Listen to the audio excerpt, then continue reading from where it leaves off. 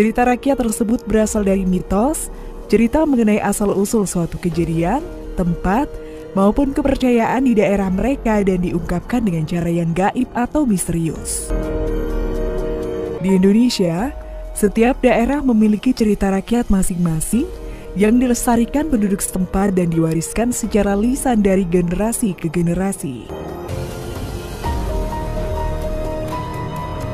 Di sana, sejak lama ada mitos yang beredar di tengah masyarakat setempat.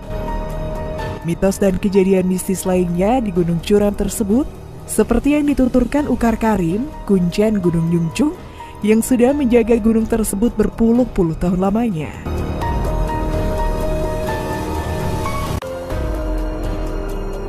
Gunung tersebut mempunyai pesona alam yang indah dan dijadikan tempat wisata.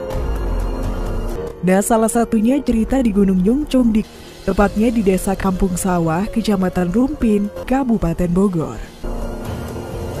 Namun selain untuk wisata, di Gunung Nyungcung ini juga ada tempat yang dianggap keramat oleh masyarakat dan terdapat juga sosok ular raksasa sebesar gulungan kasur, penunggu situs Gunung Nyungcung. Sebelum lanjut sob, dan bagi yang belum subscribe, Mimin ingatkan untuk tekan tombol subscribe-nya ya.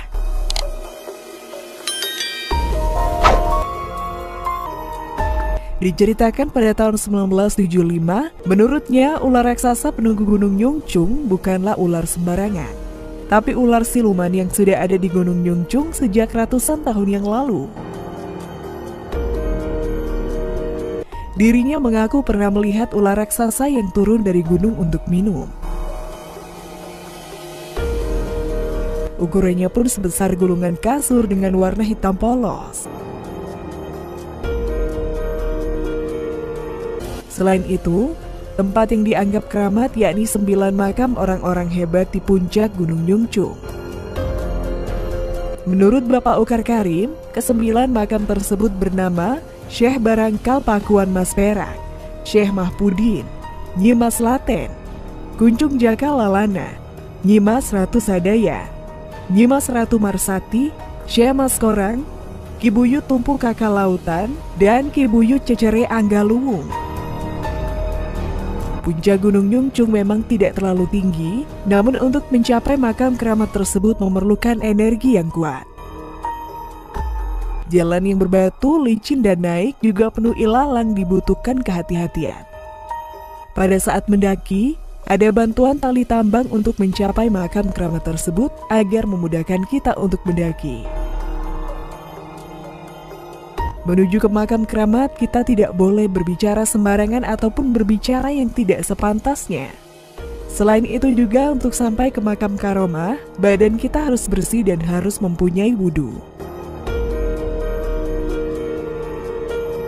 Orang-orang yang datang ke sini tidak hanya dari Kabupaten Bogor, namun kebanyakan datang dari kota lain seperti Tangerang, Bekasi, Depok, Jakarta, dan kota lainnya. Di beberapa masyarakat sekitar, sudah tidak asing lagi jika mendengar kisah mistis kehadiran sosok ular besar di gunung ini.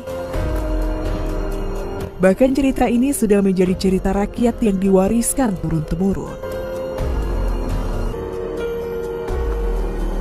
Setiap hari Sabtu dan Minggu banyak orang yang berkunjung ke makam tersebut untuk berziarah, dan ada pula orang yang datang mempunyai maksud dan tujuan tertentu dari masing-masing pengunjung.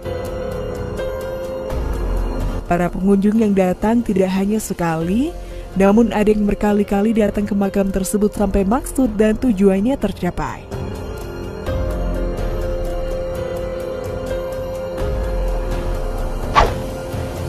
Nah sobat, bagaimana kalau menurut pendapat kalian? Jangan lupa untuk tulis komentar kalian di bawah ini ya.